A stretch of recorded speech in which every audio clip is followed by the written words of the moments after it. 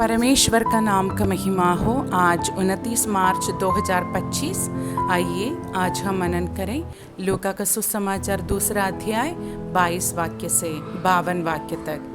22 वाक्य में इस प्रकार कहते हैं, जब मूसा की व्यवस्था के अनुसार उनके शुद्ध होने के दिन पूरे हुए तो वे उसे यरूशलेम में ले गए कि प्रभु के सामने लाए। आज का वचन माता पिता को सलाह देता है। नासरत में एक छोटा सा साधारण घर, गलील का एक गरीब पुराना गांव, 2 ईश्वरीय माता पिता की दिव्य कहानी बताता है।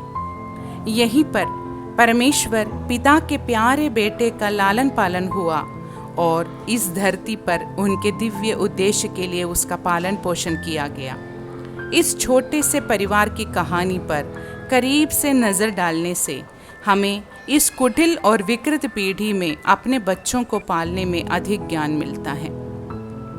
हमारा मुख्य वाक्य माता पिता द्वारा अपने पहले जन्मे बच्चे को प्रभु को समर्पित करने के बारे में बात करता है।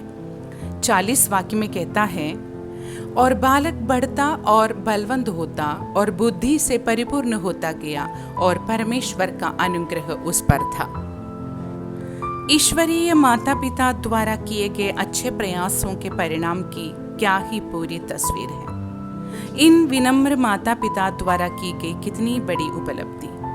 हम कैसे हैं? क्या हमें ईश्वरीय माता पिता कहा जा सकता है? आइए हम इन ईश्वरीय माता पिता से कुछ सलाह लें। आज के वचन भाग में हम अपने बच्चों के पालन पोषण में अभी बताए गया व्यावहारिक ज्ञान प्राप्त करते हैं। ईश्वरीय माता पिता ईश्वरीय बच्चों का पालन पोषण करते हैं। यूसुफ और मरियम ने बच्चे के पालन पोषण के मामले में हर बात में परमेश्वर की आज्ञा का पालन किया।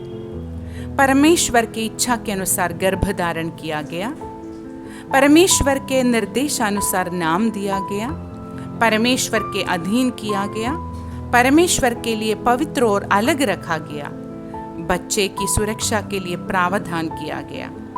परमेश्वर का वचन और भविष्यवाणी। यूसुफ और मरियम ने बच्चे के बारे में बताई गई हर भविष्यवाणी पर विचार किया।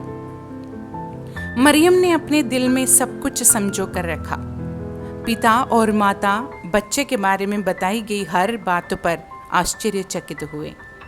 जिस तरह से परमेश्वर बच्चे का मार्गदर्शन कर रहे थे, उसके लिए कठिनाई सहने के लिए तैयार थे। जब हम परमेश्वर की बात सुनने और उसकी आज्ञा मानने के लिए तैयार होते हैं और अपने बच्चों के पालन पोषण के लिए कठिनाई सहते हैं, तो हम निश्चित रूप से आध्यात्मिक रूप से मजबूत बच्चों का लाभ उठाएंगे, जिन पर परमेश्वर की कृपा होगी।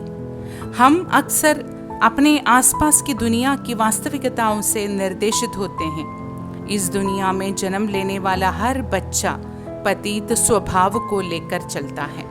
हमें उन्हें परमेश्वर के मार्ग पर लाने के लिए ईश्वरीय पैटर्न के अनुसार काम करने की ज़रूरत है। ऐसा करने के लिए हमें सही फोकस रखने की ज़रूरत है। हमारा ध्यान छोटे बच्चों के दिल को प्रभावित करने पर होना चाहिए। उन्हें बचपन से ही पकड़ लें। कुछ माता पिता अपनी शारीरिक ज़रूरतों पर इतना ध्यान देते हैं कि आध्यात्मिक ज़रूरतों को नज़रअंदाज कर देते हैं। अगर हम उनकी इंद्रियों और उनके दिमाग को खिलाने पर ध्यान केंद्रित करते हैं, तो हम लक्ष्य से चूक सकते हैं। जब हम उनके दिल का ध्यान आकर्षित करते हैं, तो हम आधी लड़ाई जीत लेते हैं। घर में परमेश्वर के वचन और उनके सिद्धांतों की नींव रखें। ये केवल उचित परिश्रम और सच्चे आत्म त्याग वाले प्रेम से ही हो सकता है, जिसमें परमेश्वर के वचन के अनुसार खुद को ढालना, बच्चों को नष्ट करने की कोशिश करने वाली हर आध्यात्मिक ताकतों से लड़ना आदि शामिल है। नीति वचन की पुस्तक 22 अध्याय 6 वाक्य में कहता है, अपने बच्चों को सही रास्ते पर ले चलो और जब वे बूढ़े हो जाएंगे तो वे इसे नहीं छोड़ेंगे। क्या आपका घर प्रेम का स्थान है, जहां आपके बच्चे प्रभु के प्रति श्रद्धापूर्ण भय में बड़े होते हैं? क्या आपको अपने बच्चों के बारे में परमेश्वर का दर्शन मिला है? इसलिए आप उनके जीवन में इसे पूरा होते देखने के लिए प्रार्थना कर रहे हैं। आइए हम अपनी अगली पीढ़ी के पालन पोषण के लिए ईश्वर विहीन दुनिया की ओर ना देखें, बल्कि अपने बच्चों को ईश्वरीय तरीके से पालने के लिए मार्गदर्शन और विधान पाने के लिए परमेश्वर और उनके वचन की ओर देखें। मेरे प्रियो, आइए हम प्रार्थना करें। पिता परमेश्वर, आज के वचन के लिए हम धन्यवाद करते हैं। प्यारे पिता, हम अपनी अगली पीढ़ी के पालन पोषण में वास्तविक मार्गदर्शन के लिए आपसे आशा करते हैं, जो आध्यात्मिक रूप से मजबूत होगी और आपकी कृपा दृष्टि प्राप्त करेगी। प्रार्थना सुनने के लिए धन्यवाद। यीशु मसीह के नाम का महिमा हो।